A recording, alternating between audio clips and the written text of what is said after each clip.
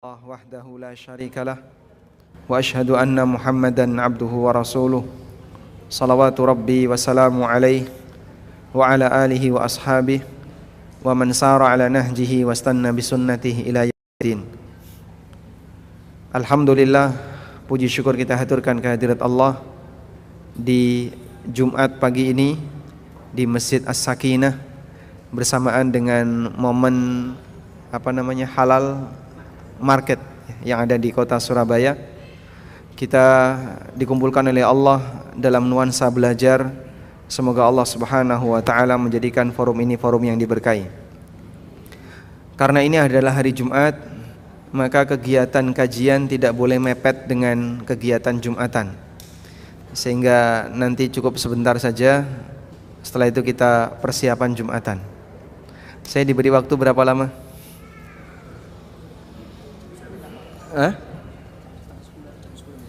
Jam baik, jam 9.45 setelah itu tanya jawab. Saya bertanya, mereka menjawab ya. Siap, insyaallah. Baik. Kita mau membahas tema seperti yang tadi sudah diumumkan. Apa tadi temanya, Pak? Manajemen keuangan dalam rumah tangga. Jadi demikianlah detailnya fikih yang dipelajari oleh para ulama, sehingga mungkin kita mengenal ada istilah fikih muamalah yang mengajarkan tentang panduan transaksi antar hamba dengan hamba yang lain. Tapi ternyata dalam urusan muamalah juga tidak terbatas dengan itu. Ada juga muamalah harta khusus dalam urusan keluarga. Yang ini menunjukkan bahwasanya Islam demikian detail dalam mengajarkan semua aturan. Kita sepakat dengan hal ini, meskipun banyak orang Muslim yang tidak memahaminya, apalagi menerapkannya. Jadi aturan Islam yang demikian banyak, pertama banyak yang tidak kita pelajari, sehingga tersia-siakan ketika tidak terpelajari.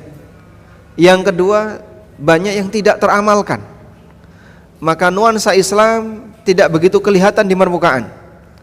Kalau kita bilang Islam itu indah, Islam itu luar biasa, bagaimana praktek di lapangan? Ya masyarakatnya yang bertanggung jawab. Dan jika masyarakatnya nggak kenal Islam itu seperti apa, bahkan jangankan praktek, kenal saja nggak, tidak, maka Islam tidak akan kelihatan di permukaan. Karena itu ketika ada banyak kejadian keluarga broken home atau keluarga yang di situ mengalami sisi kedoliman, bahkan angka perceraian yang demikian tinggi disebabkan karena masalah harta yang tidak beres, bukan karena nggak ada aturan, tapi karena banyak kaum muslimin yang nggak ngerti aturan, dan yang kedua tidak mempraktekkan aturan. Ada satu kejadian, mungkin ini di zaman sekitar tahun 50-an atau 60-an. Waktu itu Syekh Muhammad Shaltut ini salah satu Syekhul Azhar, salah satu di antara guru besar atau ulama besar di Al-Azhar, Mesir. Beliau pernah ketemu dengan orang non-muslim, entah pertemuannya di Mesir ataukah di negara barat. Lalu beliau cerita tentang Islam. Karena cerita tentang Islam berarti cerita yang sangat ideal. Bagaimana aturan Islam, bagaimana ajaran Islam diceritakan kepada orang kafir ini, sampai akhirnya orang kafir ini tertarik. Jika memang demikian berarti agamamu itu luar biasa. Belum pernah ada aturan sedetail itu, ada aturan seindah itu. Akhirnya orang kafir ini pun ngajak kepada beliau, saya kok pingin tahu lingkungan kaum muslimin itu kayak apa, gimana penerapan aturan Islam yang demikian indah itu. Maka berangkatlah mereka, kalau nggak salah negara yang dijadikan sebagai prototipe oleh Syekh, yang dipilih oleh Syekh ketika itu adalah Pakistan.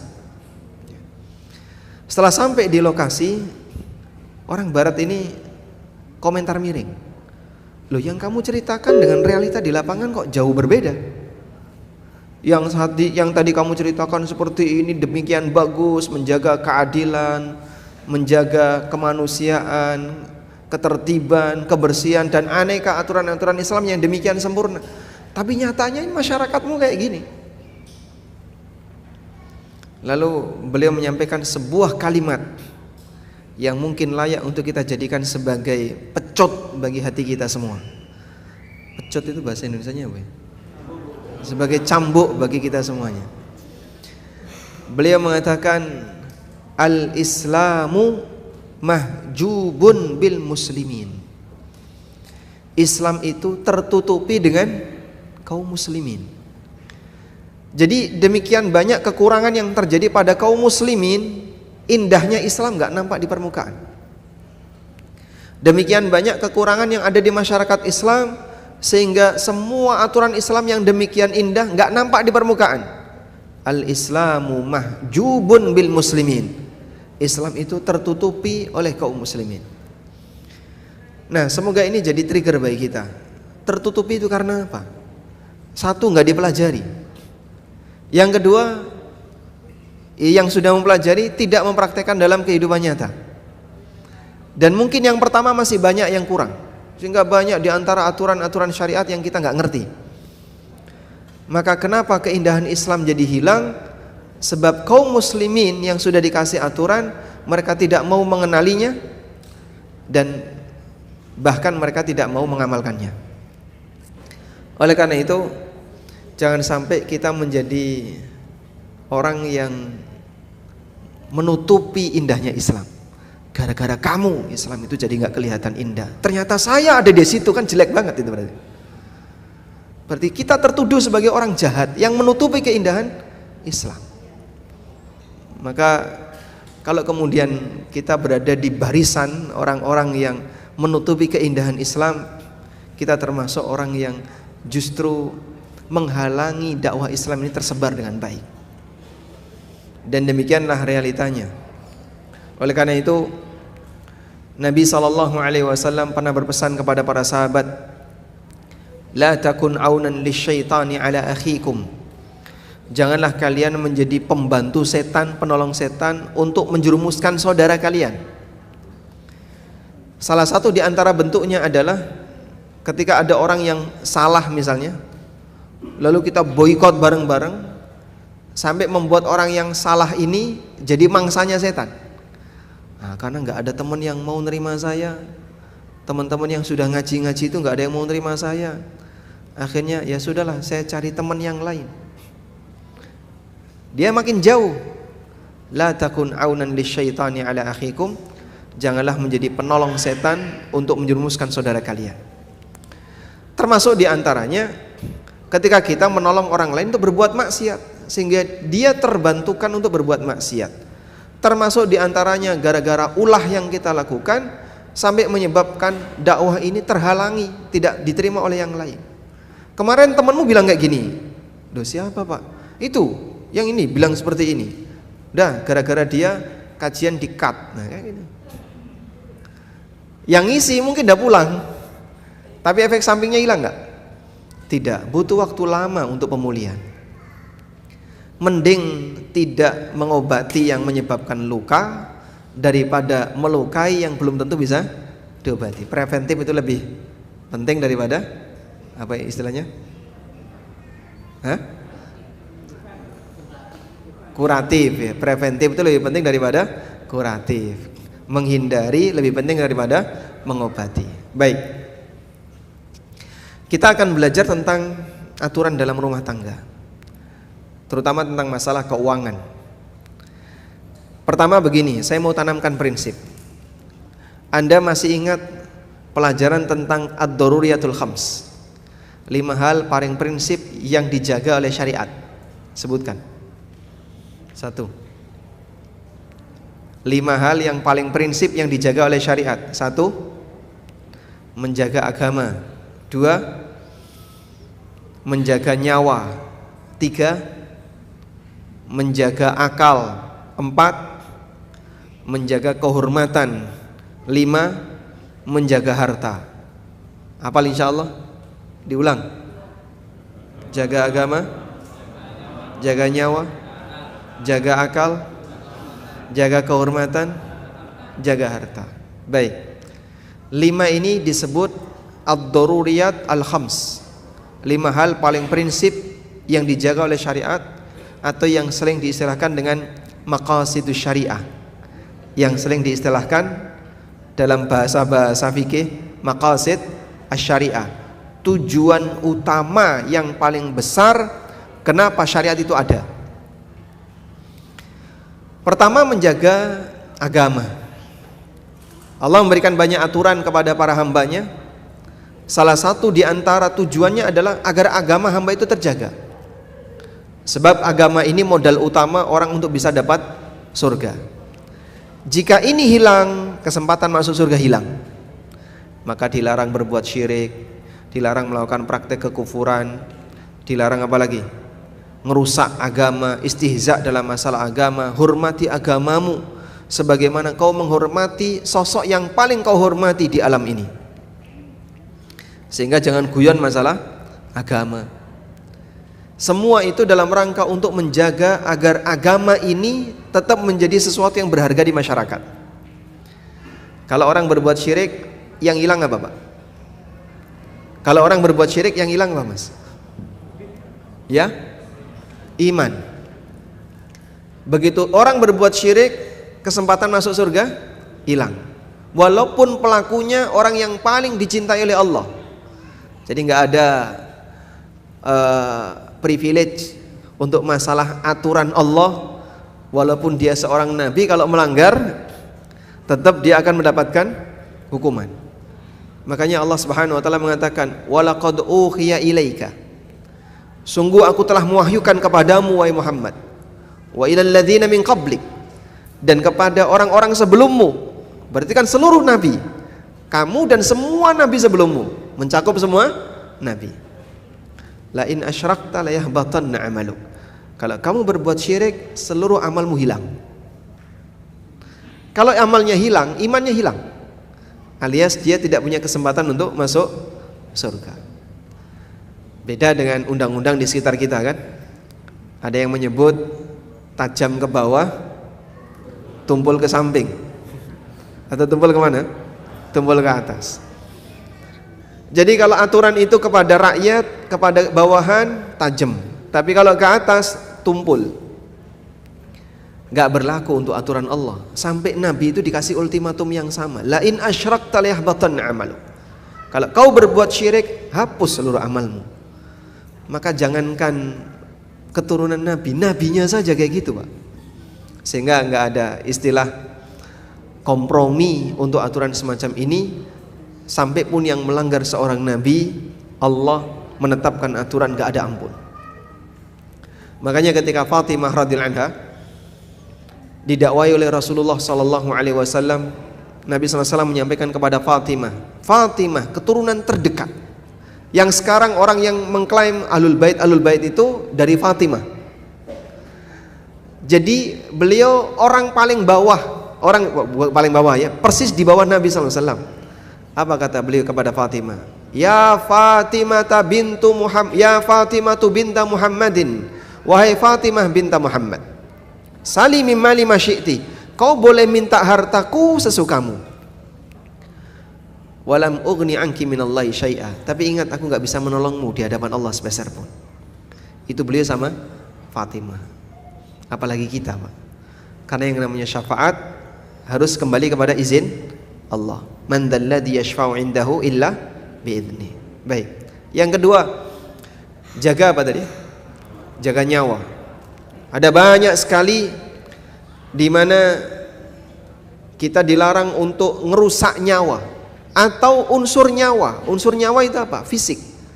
Maka jangan melukai orang lain, jangan menghilangkan, apalagi menghilangkan nyawa orang lain. Sehingga Islam mengajarkan bahwa kaum muslimin adalah umat yang aman dimanapun dia berada.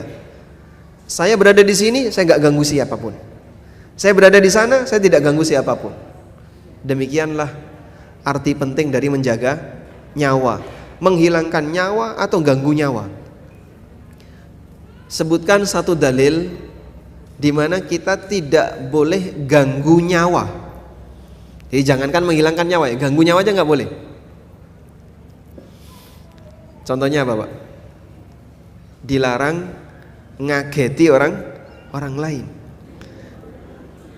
Ya, orang kalau kaget nyawanya berkurang berapa persen? Separuh nyawa. Masya Allah. Dilarang ngageti orang lain. Jadi sampai pada posisi ini berbahaya. Kalau keterusan bisa mati. Misalnya ya, ada orang di depan kita, kita naik motor, terus kita gas, habis digas ngerem, orangnya kaget. Walaupun kita tidak punya niat untuk nabrak dia, tapi kita ingin ngageti dia, lalu kita rem mendadak. Coba, ada nggak peluang gagal ketika rem mendadak? Ada ya. Entah remnya blong, atau dia lupa ngerem, atau kepleset, atau yang lainnya, potensi gagal ada. Dan Nabi SAW melarang seperti ini. Maka janganlah seseorang mengacungkan senjatanya kepada muslim yang lain, walaupun tujuannya bukan untuk membunuh, tujuannya untuk main-main. Bawa pisau misalnya, ayo, siapa yang berani mendekat? Nggak boleh ya. Itu contoh sederhana. Makanya Nabi SAW memberikan definisi muslim, al-muslimu man salimal muslimuna min lisanihi wa yadihi. Muslim adalah di mana muslim yang lain selamat dari gangguan lisan dan tangannya. Itu definisi muslim. Saya muslim dimanapun saya berada, siapapun aman dari gangguan saya. Itulah muslim. Karena muslim tidak ganggu lingkungannya, baik manusia, binatang, termasuk pepohonan, kecuali ada sebab. Ada sebab, contohnya apa, Pak? Nebang pohon karena butuh boleh nggak? Tentu saja boleh. Nyembelih binatang boleh nggak? Tentu saja boleh, kecuali ada sebab khusus. Menghukum orang boleh nggak? Kalau dia salah boleh, karena salah kemudian dihukum itu keadilan. Sebab orang salah kalau dibiarkan ya nggak adil. Apa bedanya antara yang salah dan nggak salah? Selanjutnya, menjaga apa berikutnya? Yang ketiga, jaga akal. Maka karena kita diperintahkan untuk jaga akal, semua makanan atau minuman yang rusak akal haram. Mau yang cairan, mau yang padat, gas, semuanya haram. Yang kedua, jaga akal dengan baik, jangan mikir yang macam-macam. Maka ngerusak akal juga bisa bentuknya mikir yang gak karuan. Filsafat itu mikir gak karuan ya. Coba definisikan tentang waktu. Wow, mendefinisikan waktu itu ada satu halaman ini waktu didefinisikan malah gak jelas. Sehingga kadang orang mikir macam-macam sampai mikir keduren, kepunjulen ya. Akalnya jadinya rusak. Maka ada banyak testimoni yang disampaikan oleh para ahlul kalam ya. Debat masalah kalam ini kan sempat viral, meskipun sekarang juga masih viral ya. Tapi dulu viral sejak abad 3 Hijriah, Pak. Coba. Sejak abad 3 Hijriah itu sudah viral debat masalah asma wa sifat, terutama tentang sifat-sifat Allah. Anda mengenal ada Jahmiyah, ada Mu'tazilah, ada Kullabiyah, dan aneka sekte yang lain, Salimiyah, Karramiyah. Nah, sekte-sekte itu berawal dari orang mempostulatkan agama tapi pakai akal. Jadi akidah itu seharusnya kayak gini. Itu pakai apa? Kerangkanya pakai kerangka akal. Maka mikirnya ketika kita mendengar ceramah-ceramah tentang itu, Masya Allah, kok ono wong mikir kok yang ini gitu. Eman banget, mikir terlalu tinggi sehingga dia jadi menyibukkan pikirannya untuk sesuatu yang nggak perlu. Sudah? Dan mohon dibedakan ya antara ajaran Islam dengan ajaran filsafat. Filsafat itu rancangan manusia. Allah kasih orang akal, tapi kadang kebablasan. Ajaran Islam itu mudah, karena itu akidah Islam gampang dipelajari. Akidah Islam itu gampang dipelajari. Jaga akal, jangan mikir yang gak karuan. Yang ketiga, jaga. Yang keempat, kehormatan. Makanya kita dilarang untuk mendekati zina. Dan Saya pernah ketemu dengan dokter syaraf ya, spesialis syaraf. Bener nggak sih kalau orang nonton sesuatu yang parno itu berbahaya? Kata dia, oh iya benar, itu diakui oleh semua, bahkan orang barat pun mengakui. Karena ada hormon apa namanya? Endorfin ya. Nah, hormon ini kalau sudah sering dikasih trigger, maka akan menyebabkan orang jadi kecanduan dan hilang rasa puas. Sudah, nanti akan lagi seperti itu terus. Dan karena hilang rasa puas, sehingga tahap 1 dia naik tahap 2, naik tahap 3, naik tahap 4 sampai kemaluan. Puncaknya kan di situ. Dan itu pun nggak beres, nggak puas lagi, sehingga yang sebelumnya hubungan badan dengan lawan jenis nyari sejenis. Belum puas lagi, dengan manusia nggak beres, nyari kewan. Dengan kewan nggak beres, nyari jin. Apa bisa Pak dengan jin? Ya itu perumpamaan saja ya. Tapi demikianlah karakter orang seperti ini. Itu dipengaruhi oleh sebuah hormon yang ada di otak katanya, dan itu bisa memicu orang untuk kecanduan dan gak ada ujungnya. Makanya Allah katakan dalam Al-Quran, zina itu jalan. Wala taqrabuz zina innahu kana fahishatan wa sa'a sabila. Janganlah kau mendekati zina, karena ini adalah perbuatan fahisyah dan jalan yang buruk. Allah sebut jalan. Nek wes melbu angel metu. Nek wes melbu, kalau sudah masuk susah keluar. Dan demikianlah realitanya. Makanya tobatnya pezina itu susah. Wes kadung pacaran itu masya Allah, kamu harus berpisah, oh raiso. Sehingga Nabi SAW ngasih pilihan apa? Lam ara lil mutahabaini illan nikah. Aku tidak mengetahui adanya solusi bagi dua orang yang saling mencintai kecuali satu, nikah. Karena dipisahkan tidak bisa. Wes kadung tresno, jalaran soko sutresno. Masya Allah. Baik, dalam posisi inilah seorang hamba diajarkan, kamu hindari sebisa mungkin, karena kalau sudah mendekati nanti jalan itu akan makin jauh, makin jauh, makin jauh, dan susah untuk balik. Yang kelima, jaga harta. Dan karena kita diperintahkan untuk menjaga harta, maka kita tidak boleh mengambil harta orang lain kecuali dengan alasan yang benar, melalui jual belikah, atau melalui sewa menyewa, atau melalui hibah, atau melalui nafkah, atau melalui warisan, atau yang lainnya. Sehingga berdasarkan hal ini, hukum asal harta orang lain adalah haram untuk diganggu oleh siapapun, baik istrinya maupun istrinya. Masya Allah. Karena ada ungkapan Pak, suami kalau punya tabungan dan punya uang, sebaiknya dijauhkan dari jangkauan anak-anak dan istri. Benar nggak Pak? Hah? Betul? Masya Allah. Ini testimoni loh, saya nggak ngarang. Baik.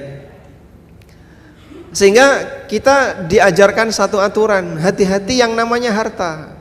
Dalam satu keluarga Pak, boleh nggak kita ngambil seenaknya? Oh, nggak bisa. Sebab harta itu dijaga oleh syariat. Nabi SAW bersabda, la yahillu malu mri'in muslimin illa bitibi nafsihi. Tidak halal harta seorang muslim kecuali dengan kerelaan dirinya, kerelaan pemiliknya. Maka suami tidak boleh ngambil harta istri kecuali atas kerelaan istri. Istri tidak boleh ngambil harta suami kecuali atas kerelaan suami. Orang tua dengan anak juga demikian. Begitu ya. Sehingga ungkapan harta suami adalah harta istri, harta istri, harta istri. Pemenangnya adalah ras terkuat di bumi. Harta suami adalah harta istri adalah harta istri. Kok penak? Baik. Yang benar gimana Pak? Harta suami, harta istri, harta anak, anak. Sudah? Karena itu dalam sebuah keluarga perpindahan kepemilikan harta dari satu kepada yang lain itu ada aturannya. Nggak boleh. Mana Pak? Sekarang kita bahas dari suami ke istri. Para ulama mengatakan perpindahan harta dari suami ke istri itu ada 3 proses. 1, nafkah. 2, hibah atau hadiah. 3, warisan. Ada 3 cara perpindahan harta dari suami ke istri. Coba sebutkan tadi. Nafkah, hibah atau hadiah, warisan. Dah? Nggak ada yang keempat. Gonimah ada nggak Pak? Mosok suami kok gonimah? Kayak bojone mateni ngono. Itu gonimah loh Pak. Kalau kita sebelum, ibu-ibu misalnya, sebelum nyuci celana suaminya, apa yang dilakukan? Ya? Mencari gonimah. Masya Allah. Ini penyelewengan istilah ini. Suaminya kalah perang, harta rampasannya diambil. Baik. Dalam posisi itu, harta yang ada tersimpan di celana, yang tersimpan di baju, itu milik siapa? Suami. Maka Anda kalau nemu 20.000, 30.000, 40.000, ketika nemu duit seperti ini di baju suami, apa yang harus dilakukan? Laporkan, sampaikan. Pak, saya tadi nemu duit sekian, duitnya ada di meja Bapak. Masya Allah. Ya? Kenapa lapor? Karena sedikit. Ya. Nek 300.000, 400 ora usah lapor, Pak. Langsung masuk ke bini syariah. Nah, kalau sudah masuk ke bini syariah susah untuk ditarik. Baik. Nah, apakah seperti itu nanti akan ada hisapnya? Jangan dikira. Hal besar kecil Allah hisap. Allah Subhanahu wa taala sebutkan di surat Al-Kahfi. Wa taral mujrimina mushfiqina. Allah berfirman, "Wa wudi'al kitab." Fataral mujrimina mushfiqina mimma fihi wa yaquluna ma li hadzal kitabi ya wailatana ma li hadzal kitabi la yughadiru saghiratan wala kabiratan illa ahsaha. Wa wudi'al kitab, ketika buku catatan amal itu sudah dibagikan. Fataral mujrimina mushfiqin, kau akan lihat orang-orang yang rajin berbuat dosa itu ketakutan. Ketakutan apa? Ketakutan baca buku itu. Padahal itu buku catatannya sendiri. Dia ketakutan untuk membacanya. Makanya hati-hati Bapak Ibu ya. Kita sekarang sama-sama sedang nulis buku, dan nanti akan kita nikmati buku itu di yaumil qiyamah. Ada orang yang ketika baca buku sambil tersenyum, ada yang sambil tertawa, dan ada yang sambil menangis, dan ada yang ketakutan. Fataral mujrimina mushfiqin. Kau lihat orang-orang yang berbuat dosa itu mereka ketakutan mimma fihi, isi dari buku itu, buka aja takut, Pak. Wa yaqulun, lalu mereka mengatakan, ya wailatana ma li hadzal kitab la yughadiru saghiratan wala kabiratan illa ahsaha. Ini kitab apa? Kecil besar semuanya masuk. Innallaha la yadlimu mithqala dzarrah. Allah tidak menzalimi walaupun seberat dzarrah. Wa in taku hasanatan yudha'ifha.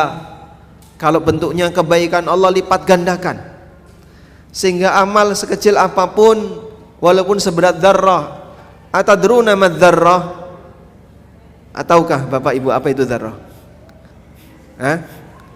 Seperti titik debu yang terbang di udara saat Anda melihat ada cahaya yang masuk lewat jendela.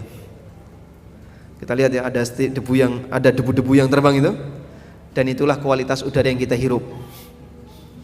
Di Surabaya mungkin lebih banyak titiknya, di Jogja lebih bersih. Nah, orang ketika mau nyentuh dzarrah itu terbang dia, nyentuh terbang lagi, nggak bisa disentuh. Berapa berat dzarrah itu, Pak? Bisa terbang, Pak. Gimana ngukur beratnya?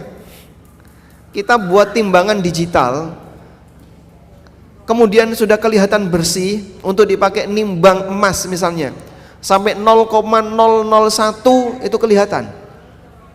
Ada banyak debu di situ, nggak ada angkanya. Ada banyak debu yang nempel di timbangan digital tadi, tapi nggak ada angkanya itu. Betapa ringannya itu. Timbangan manusia nggak masuk, tapi dalam timbangan Allah, mithqalu dzarrah tidak Allah remehkan. Semuanya Allah catat. Faman ya'mal mithqala dzarratin khairan yarah, wa man ya'mal mithqala dzarratin syarran yarah. Karena kan kita sering kayak gitu ya. Cuman kayak gini aja dok, Pak, kok dibahas? Iya, karena kita menganggapnya remeh. Yahsabunahu hayyinan wa huwa 'indallahi 'azim. Mereka menyangka itu hal yang remeh, padahal itu besar di sisi Allah. Remeh kenapa? Yang kayak tadi. Cuman kayak gini aja kok nggak boleh. Cuman kayak gini aja kok nggak boleh. Cuman kayak gini itu kamu. Karena dia nggak tahu besok konsekuensinya seperti apa di akhirat. Makanya duit 5.000 sama dzarrah berat mana? Wah, jangan diukur, Pak. Karena itu kalau kemudian orang seperti ini lalu dia menyangka cuman kayak gini. Innallaha la yadlimu mithqala dzarrah. Allah tidak mendolimi walaupun sebelat dzarrah. Semuanya akan dipertanggungjawabkan di akhirat. Nah, kita tanamkan kewaspadaan semacam ini baik-baik agar kita bisa menjadi hamba yang lebih hati-hati dalam beraktivitas. Bapak juga seperti itu ya. Harta istri jangan diganggu, Pak. Itu milik istri. Sudah? Lalu perpindahan dari istri ke suami ada nggak, Pak? Kalau tadi kan suami ke istri. Sekarang kalau dari istri ke suami ada apa, Pak? 1 hibah atau hadiah, 2 warisan. Nafkah ada? Nggak ada.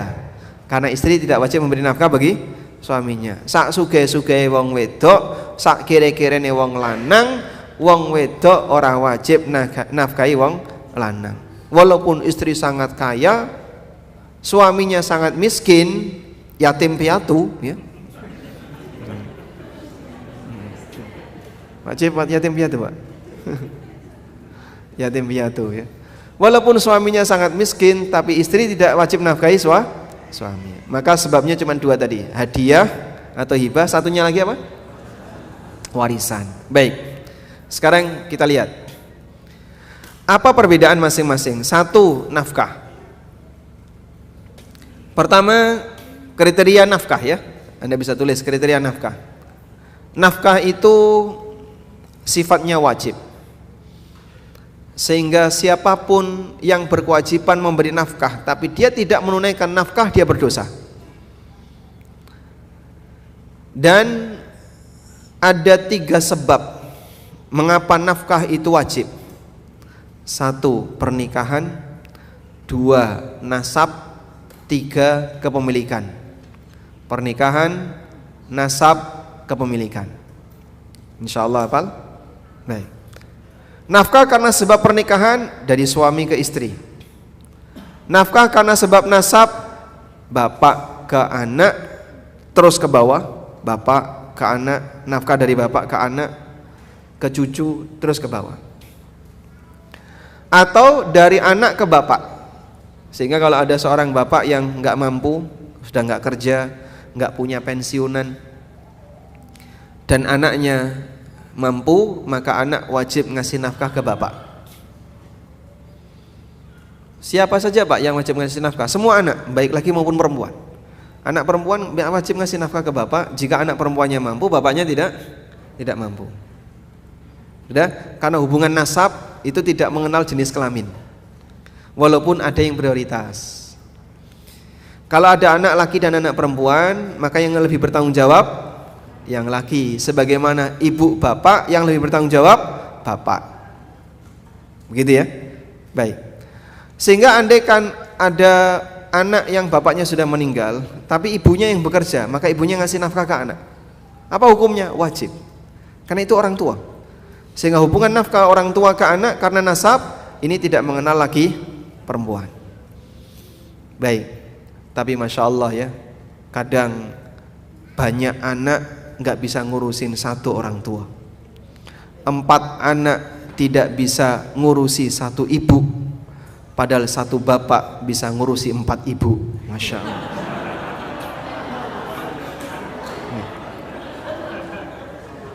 quote hari ini. Catat. Baik. Nah, ketimpangan seperti ini banyak terjadi.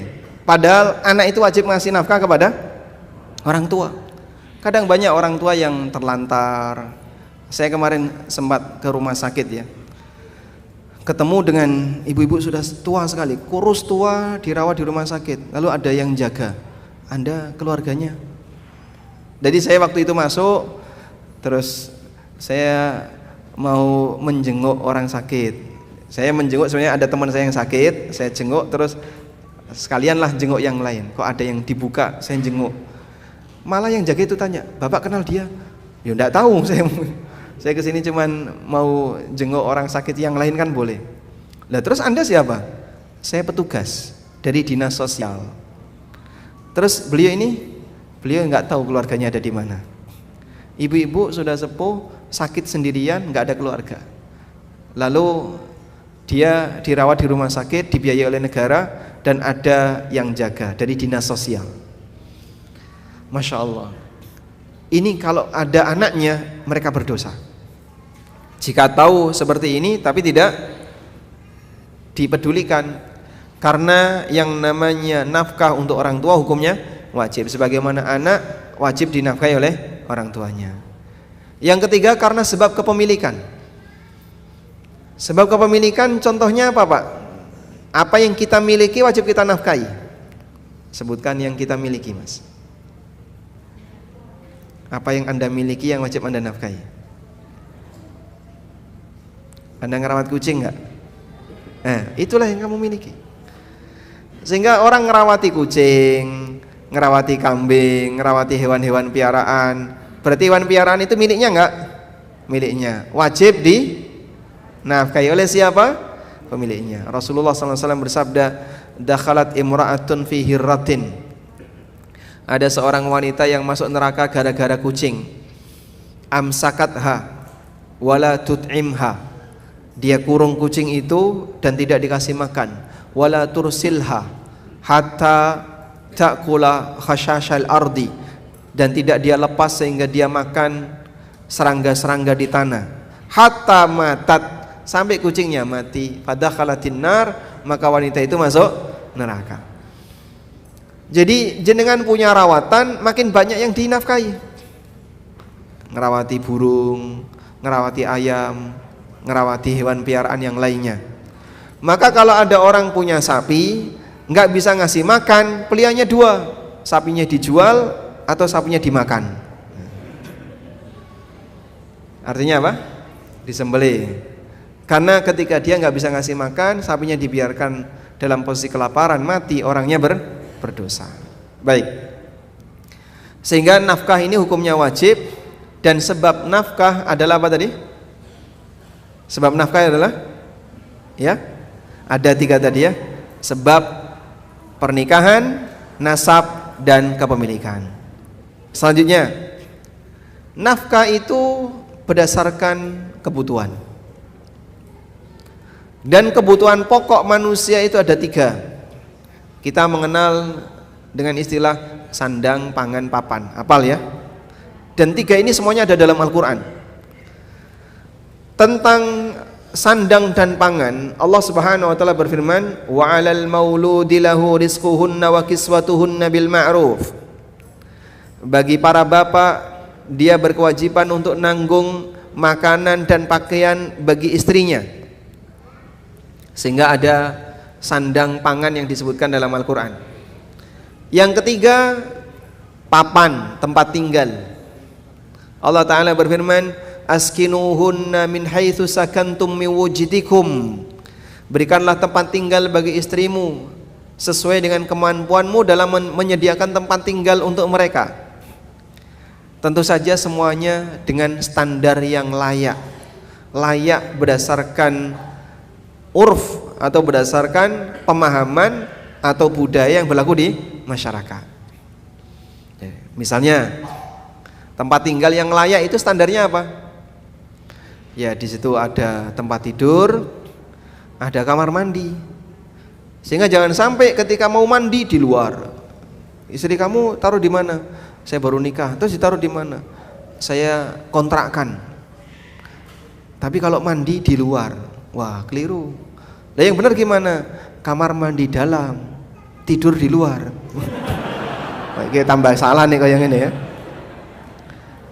Jadi idealnya yang namanya kamar mandi itu tertutup sehingga akses dia ke sana tidak harus pakai jilbab, apalagi pakai niqab.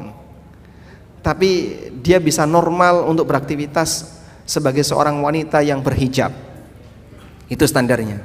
Makanan juga sama, pakaian juga sama. Baik, lebih dari 3 ini statusnya hibah atau hadiah, tidak wajib.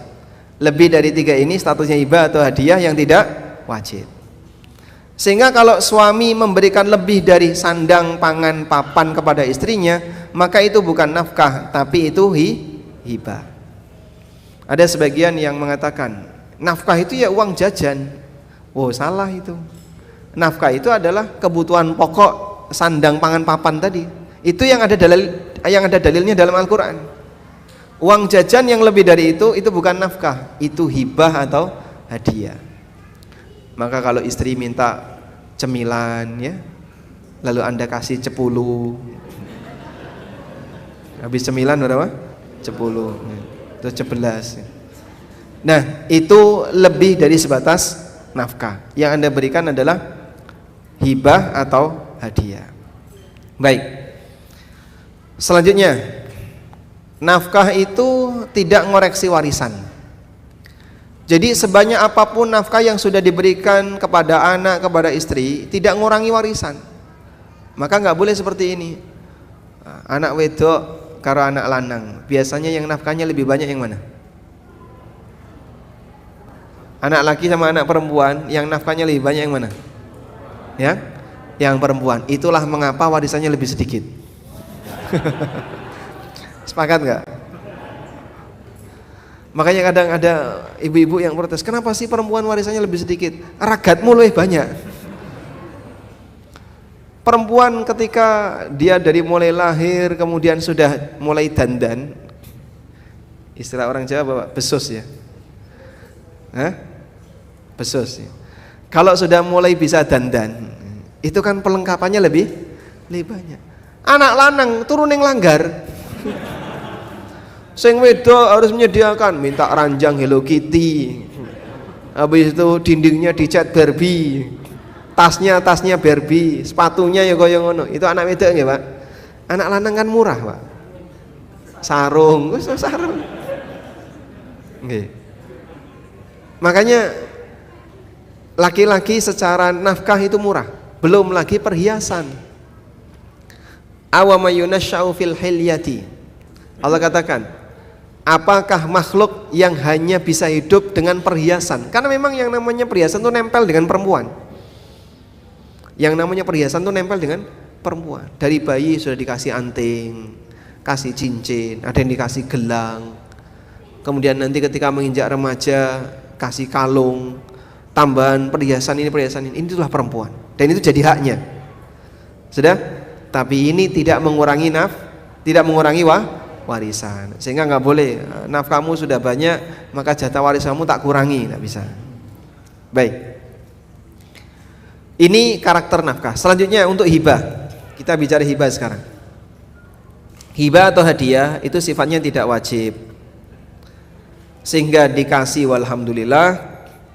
Kalau nggak ngasih maka istri tidak perlu protes. Anak juga tidak perlu protes. Bapak nggak pernah ngasih sesuatu ke saya. Lah selama ini kamu hidup pakai apa? Loh kan saya makan bareng bapak. Lah itulah nafkah. Jangan bilang nggak pernah ngasih. Kadang mohon maaf ya, banyak ibu-ibu itu memberikan testimoni dengan terhadap suaminya negatif semuanya. Kebaikan-kebaikan suami yang demikian banyak lupa semuanya. Dan dilupakan. Mohon maaf Pak Ustadz, suami saya nggak pernah ngasih apapun ke saya. Terus ibu tinggal di mana? Di tempat suami. Ibu kerja nggak? Enggak. Lalu untuk nafkah sehari-hari ya dari suami. Lah ngono kok ngomong nggak pernah dikasih apa-apa. Ini keliru. Sampai pernah itu ada seorang bapak yang bilang ke saya, istri saya itu pernah bilang kayak gini, Pak, Mas, aku kan bantu awakmu nyuci piring, nyapu-nyapu rumah, terus nyuci baju, lipat-lipat, kudu dibayar. Nah, terus suaminya bilang, lah kowe mangan turu ning kene apa enggak bayar? Itu kalau ngontrak harus bayar, makan turu, makan tidur harus bayar. Jadi berimbang antara ini dengan itu. Makanya jangan protes. Tapi Pak, istri kan sibuk sekali Pak, ngurusi ini seperti tangan 10. Suaminya cuma kesibukan satu, kerja.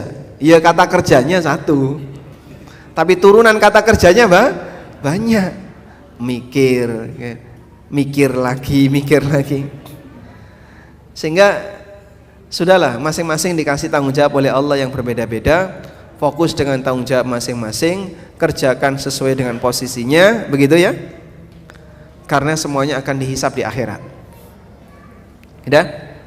Nah, sehingga untuk yang hibah atau hadiah ini sifatnya tidak wajib. Karena tidak wajib, besarannya bebas. Boleh enggak suami ngasih hadiah kepada istrinya sebesar-besarnya? Boleh. Dia misalnya bilang ke istrinya, ya, Dek, pokoknya semua ini jadi milik kamu, wis tak kena awakmu. Rumah, tanah, mobil, tabungan, wis tak kena awakmu. Saiki aku nunut kamu. Suaminya nunut istrinya. Boleh Pak kayak gitu Pak? Boleh? Boleh. Andaikan suami menghibahkan semua hartanya ke istrinya, boleh. Terus nanti Pak, ya suaminya nggak punya apa-apa jadinya. Lah dia tinggal di mana? Ya nunut istrinya, nebeng ke istrinya, karena sudah dihibahkan ke istrinya. Ya sah-sah saja. Tapi kalau terjadi perceraian, entek kabeh dah. Suami nggak punya apa-apa. Baik, muncul pertanyaan, Pak, kalau suami beli tanah, lalu atas nama, sertifikatnya atas nama istri, itu tanahnya milik siapa Pak? Milik suami atau istri? Uangnya? Ya uangnya uang suami, saya nyambut gawe suami, istri nggak kerja. Tapi saat beli tanah, sertifikatnya atas nama istri, itu tanah suami atau tanah istri? Sebentar dulu, Bapak jawabannya apa? Suami. Kalau ibu-ibu? Istri. Terjadi khilaf.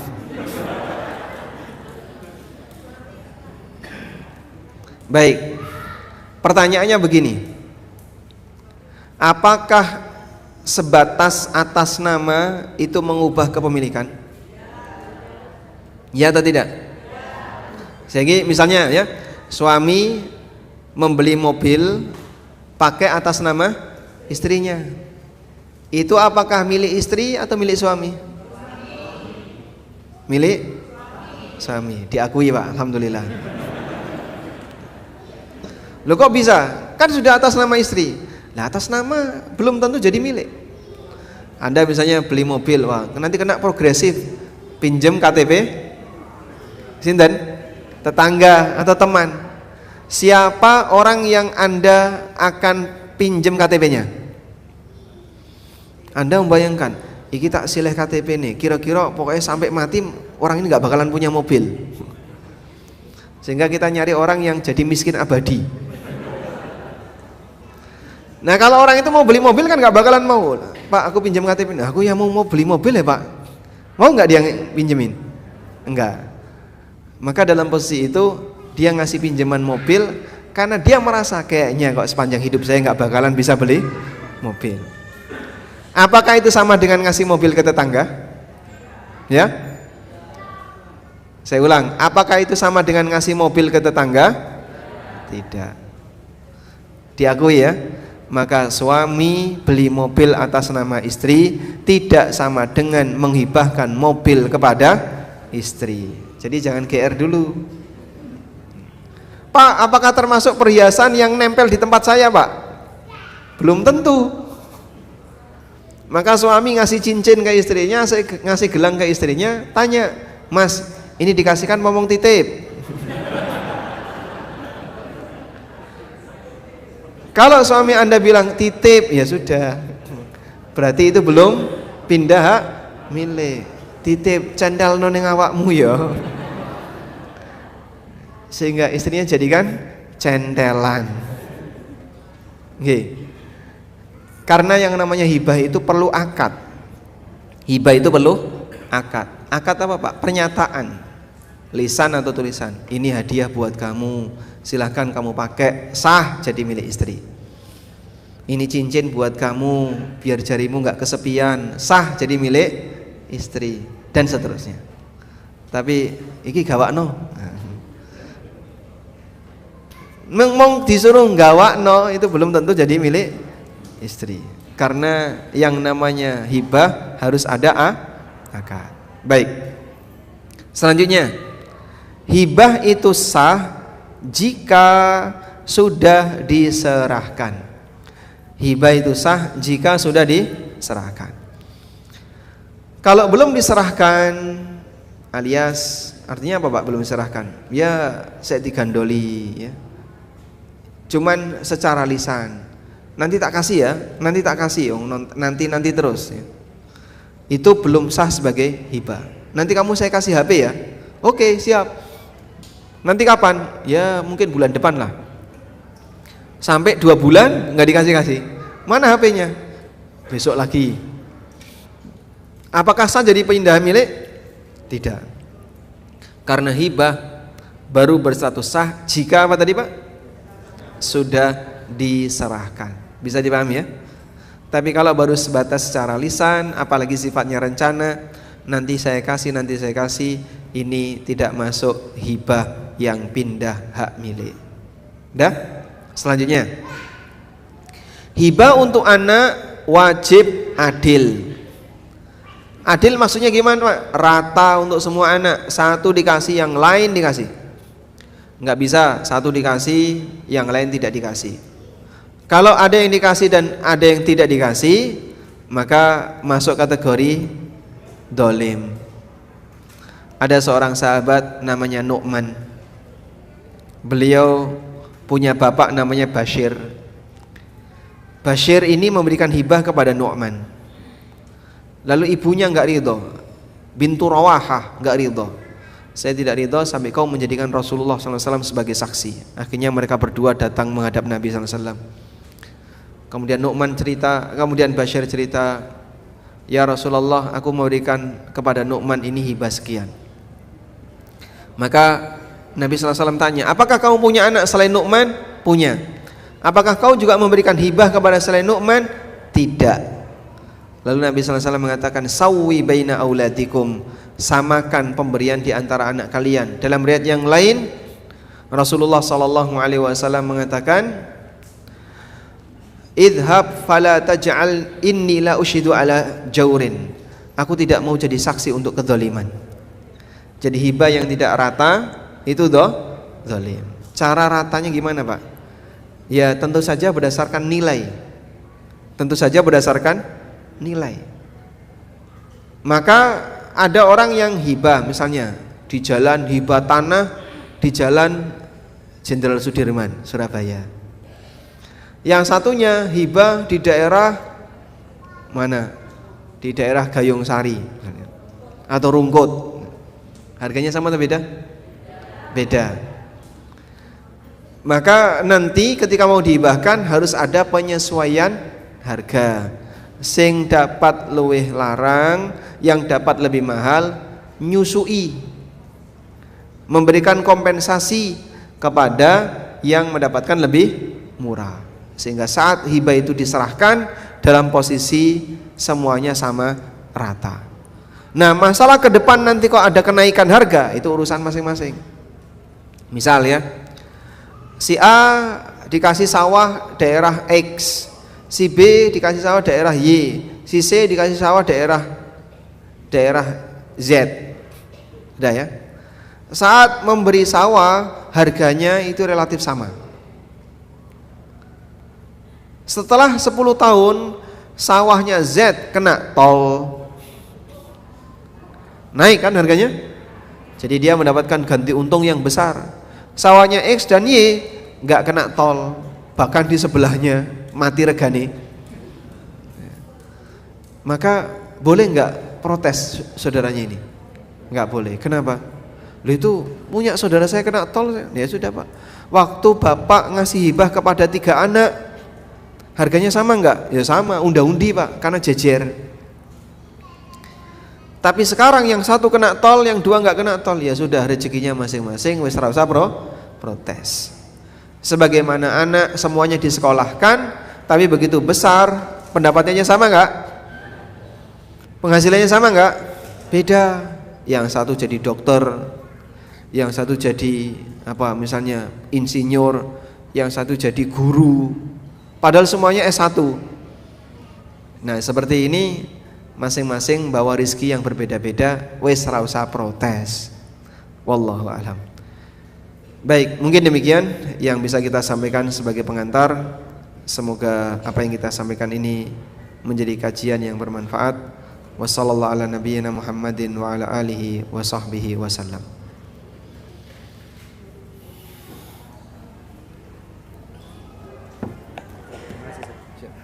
Di sini aja. Oh, di sini. Baik, alhamdulillah, terima kasih banyak Ustaz atas penyampaian materinya. Dan ini kami berikan sesi tanya jawab singkat saja. Insya Allah nanti kami sediakan door prize di akhir sesi. Bagi yang bertanya kami buka pertanyaan satu saja. Nggih, monggo. Tanpa mic nggih, enggak apa-apa. Nggih. Nggih. Waalaikumsalam.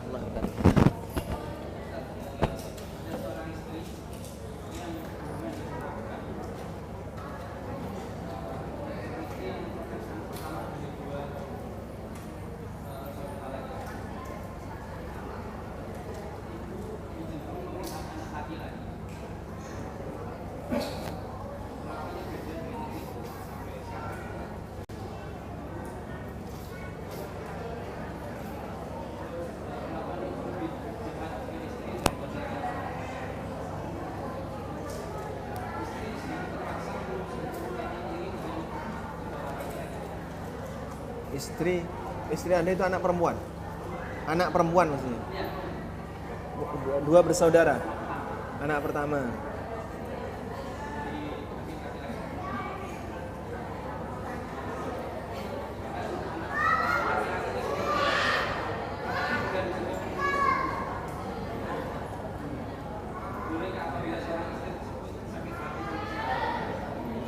Sakit hati.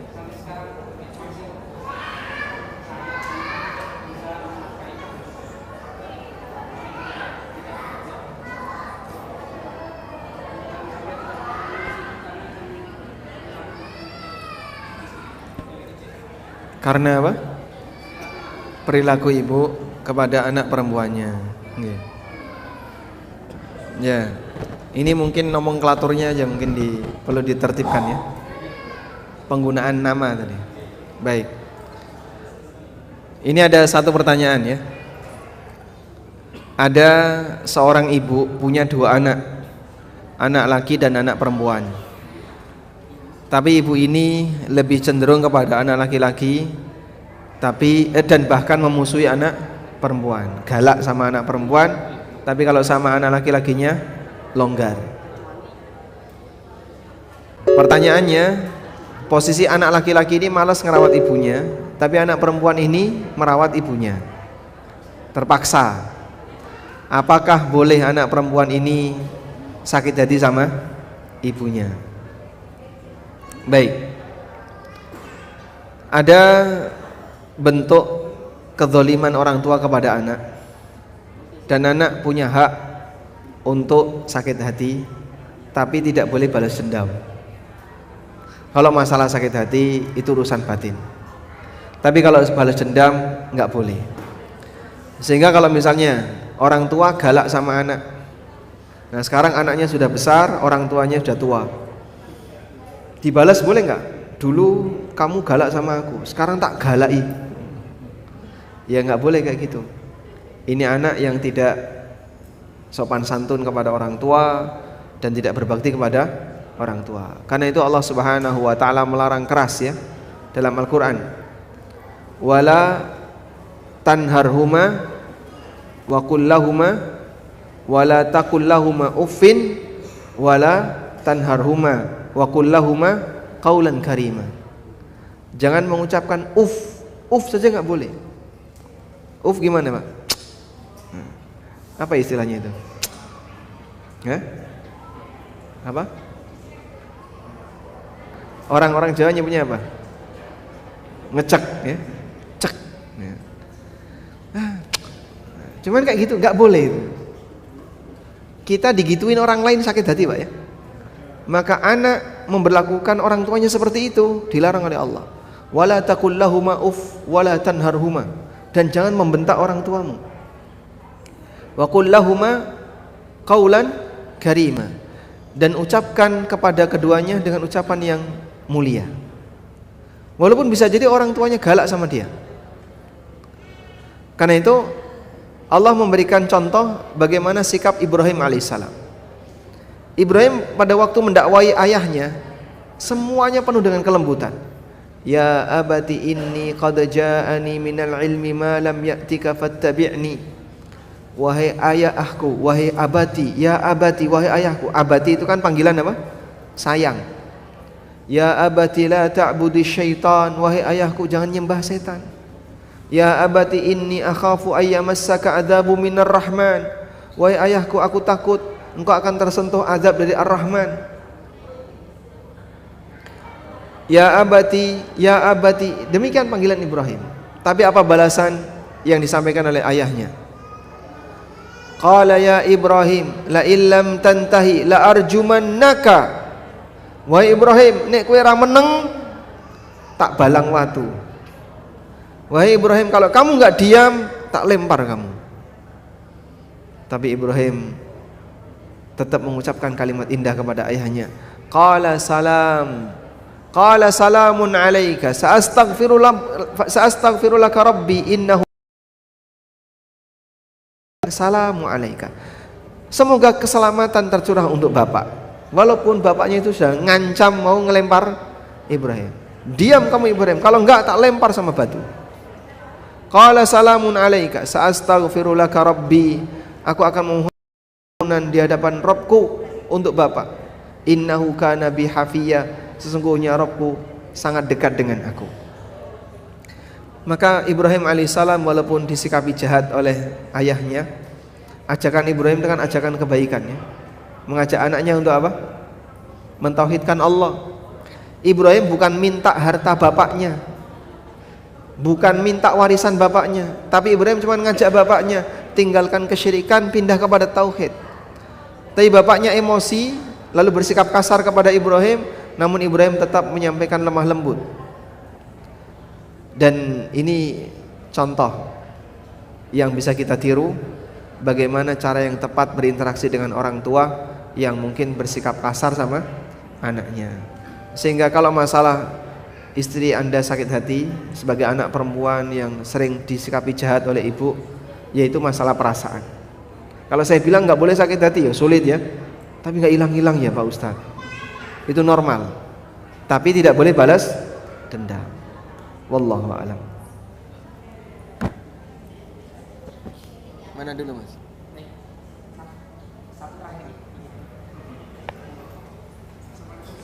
Waalaikumsalam.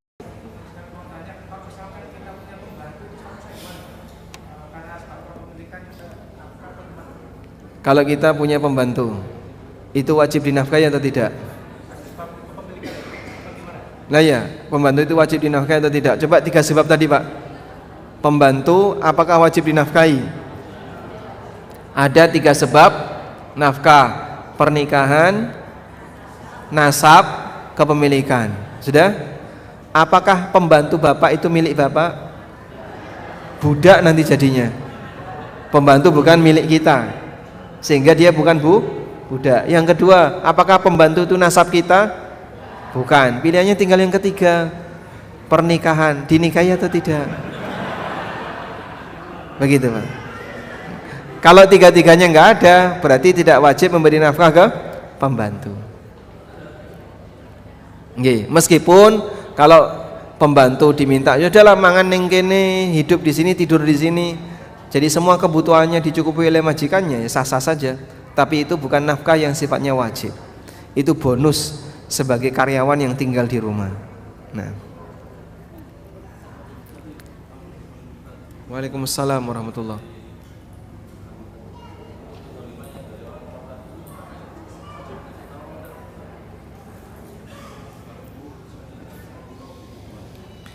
Ketika orang tua berbuat zalim kepada anak, apakah anak wajib memberitahu? Apa konsekuensinya ketika anak memberitahu? Ada dua kemungkinan, sakit hati atau orangnya sadar. Nah mungkin anak nanti bisa ngukur, saya kalau ngasih tahu bapak kira-kira sakit hati enggak ya? Kalau sakit hati sebaiknya tahan dulu. Tapi kalau enggak sakit hati, insya Allah bapak mau menerima. Saya kasih tahu, Pak, kalau ngasih hibah itu harus rata. Bapaknya ridho, walhamdulillah. Makanya mungkin Anda tidak harus memberitahu sendiri, tapi Anda bisa minjam tangan orang lain, nabok nyileh tangan, sehingga pas kajian bapak diajak, terus Anda nyampaikan pertanyaan, bapak saya ngasih hibah tidak sama, ya tanpa nyebut nama ya. Tolong dikasih jawaban Ustadz, bapak ada di depan Ustadz. Loh kan bapak banyak ya? Walaupun tidak nyebut nama. Boleh seperti itu. Selanjutnya. Waalaikumsalam warahmatullahi wabarakatuh.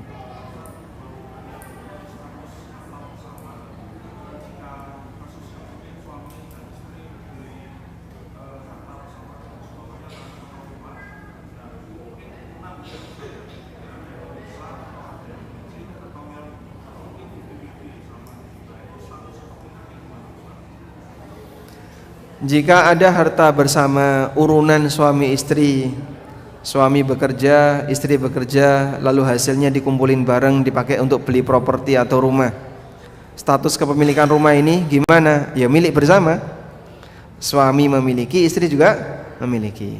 Oleh karena itu mungkin perlu dijelaskan porsinya. Suami punya porsi berapa? Ya kurang lebih 60%, berarti istri 40%. Nanti kalau terjadi perpisahan, baik karena kematian maupun yang lainnya, pisahkan dulu mana yang peninggalan mayit, mana yang bukan peninggalan mayit. Sehingga istri yang mati, maka 40% itu yang diwariskan, yang 60% tetap milik suami. Wallahu a'lam. Monggo langsung closing statement sekaligus kafaratul majelis. Baik. Ini karena sudah ada instruksi untuk segera diakhiri. Demikian yang bisa kita sampaikan, semoga menjadi kajian yang bermanfaat. Wassallallahu ala nabiyyina Muhammadin wa ala alihi wa sahbihi wasallam. Wa akhiru da'wana anil hamdulillahi rabbil alamin. Wassalamualaikum warahmatullahi wabarakatuh.